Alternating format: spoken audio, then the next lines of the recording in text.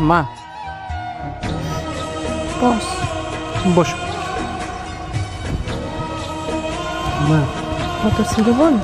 হ্যাঁ, আমরা তো গরিব মানুষ, আমাদের খুব বেশি টাকা দেওয়ার মতো সামর্থ্য নেই।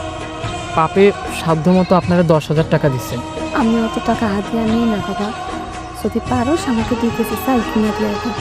এত বড় একটা কাজ করলেন, ডাক্তারে তো 70,000 টাকা চাইছিল, সেখানে আমরা মাত্র 10,000 দিচ্ছি সাধ্য অনুযায়ী। নেন না মা। লাগবো না বাবা, যদি দিতেই হয় আমার এখান থেকে 500 টাকা দিবে।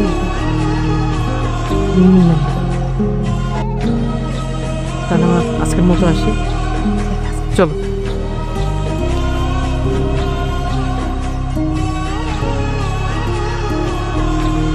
কাকা আমগো কপালটা এত ভালো যে, কারণ ইন্দ্রাণীর মতো মহিলা আমগো গ্রামে আইছে।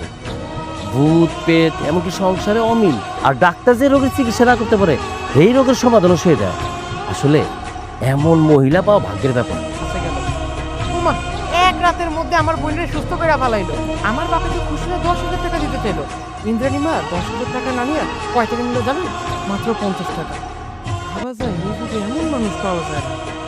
সবই তো বুঝলাম, তোমাকে কথা তো শুনতেছি, কিন্তু তোমরা কি একটা জিনিস কি ভাবতেছো? আমাদের গ্রামে প্রতি মাসে একটা করে মেয়ে কিন্তু নিখোঁজ হয়ে গেছে। আমি তো আগে ভাবছিলাম যে কোনো ছেলের সাথে সম্পর্ক করে মনে হয় মেয়েটা নিখোঁজ হয়েছে, কিন্তু না, গত 5 মাসে আমাদের গ্রাম থেকে 5টা মেয়ে নিখোঁজ হয়ে গেছে।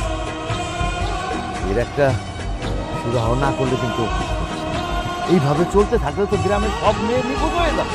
আর এইটা নিখোঁজ হইতেছে কেন, এই জিনিসটা কি দেখবা না? হ্যাঁ চাচা, আমি বলি কি, আমরা আজকে সবাই মিলে সন্ধ্যার সময় মা ইন্দ্রাণীর কাছে যাই। উনি যেহেতু এত সমস্যার সমাধান করতে পারছে, হয়তো এত বড় সমস্যার কোনো না কোনো একটা সমাধান বের করতে পারবে।